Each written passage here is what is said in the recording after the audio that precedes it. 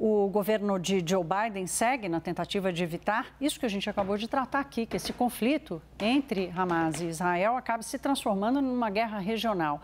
Antony Blinken, que é chefe da diplomacia dos Estados Unidos, está mais uma vez na região. Nós vamos falar agora com a nossa correspondente em Nova York, Mariana Jean Giacomo, que tem os detalhes da viagem do secretário de Estado dos Estados Unidos. Mariana, boa noite.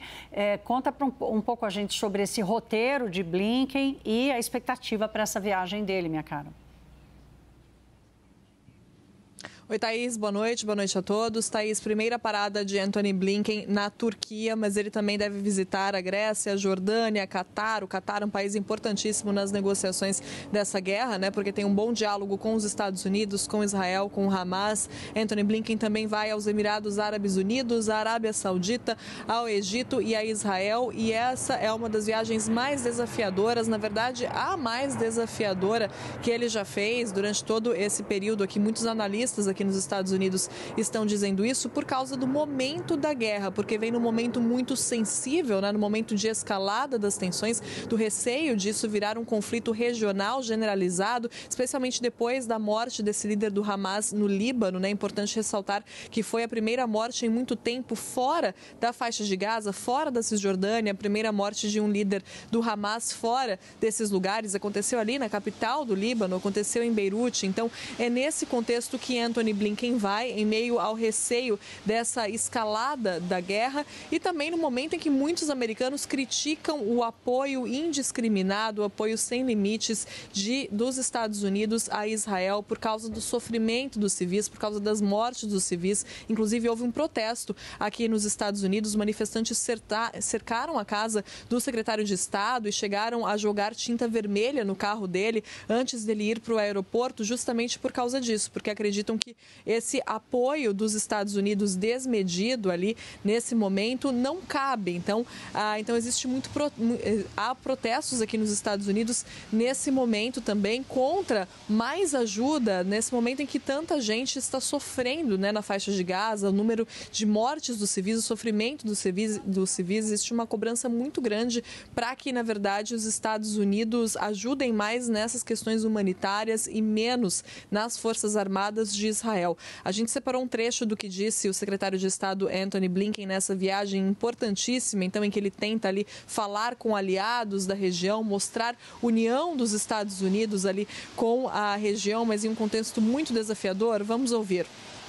As we said from day one, we have an intense focus on preventing this conflict from spreading. And a big part of the conversations we'll be having over the coming days with all of our allies and partners is looking at the steps that they can take, using the influence and ties that they have to do just that, to make sure that this conflict doesn't spread.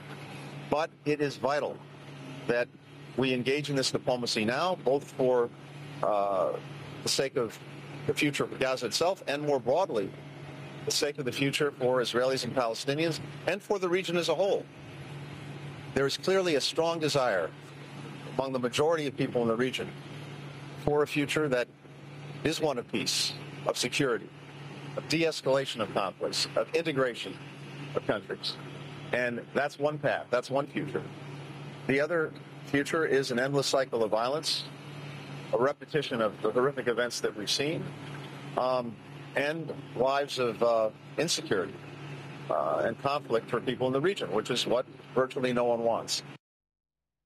Lorival, ouvindo o Blinken, eu me peguei no seguinte dilema aqui.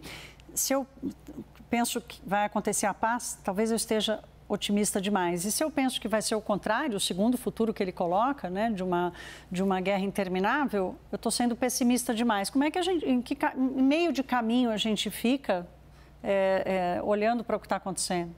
Depende do tamanho do foco que você coloca. Quer dizer, o que as atrocidades cometidas pelo Hamas no dia 7 de outubro interromperam? Um processo de aproximação entre a Arábia Saudita e Israel. Os acordos de Abraão, iniciados lá no governo do Donald Trump e levados adiante no governo do Joe Biden. Vários países já haviam normalizado as relações nesse processo, Emirados Árabes Unidos, Bahrein, Marrocos e Sudão. O próximo seria, então, a Arábia Saudita. Poucos dias antes dessas atrocidades cometidas pelo Hamas, 2 ministros israelenses visitaram Riad. Então, o processo estava amadurecendo e um dos objetivos do Hamas foi interromper esse processo que não interessa ao Irã e nem ao próprio Hamas, que são lideranças, o regime iraniano e o Hamas, que se nutrem do conflito.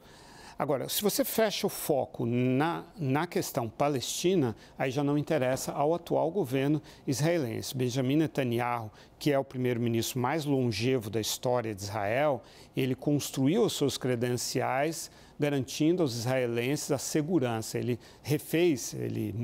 desfez, na verdade, aquela equação terra por paz, que era como a maioria dos israelenses encaravam uma solução para o conflito com os palestinos. Ele falou, não, em primeiro lugar vem a segurança, antes da paz. Não estamos conseguindo a paz, vamos garantir a nossa segurança. E ele falhou vergonhosamente nisso nos ataques de 7 de outubro. E esse debate existe em Israel, não sou eu que estou dizendo isso, são muitos israelenses que criticam essas falhas de segurança que ocorreram no dia 7 de outubro. Ele, Benjamin Netanyahu, vinha tentando retirar poderes da justiça, porque ele é alvo de ações por corrupção, assim como outros integrantes do gabinete dele, inclusive por racismo contra os palestinos, uma série de ações na justiça. Então, ele estava tentando fazer isso e isso dividiu Israel ao meio, com muitas manifestações, enormes manifestações contra ele. Portanto, é um líder muito fragilizado. A única esperança dele de continuar no poder é essa guerra, é continuar esse tensionamento com o Hamas. Então, as condições políticas não são boas para um acordo de paz neste momento. Pode ser que num futuro próximo o cenário mude.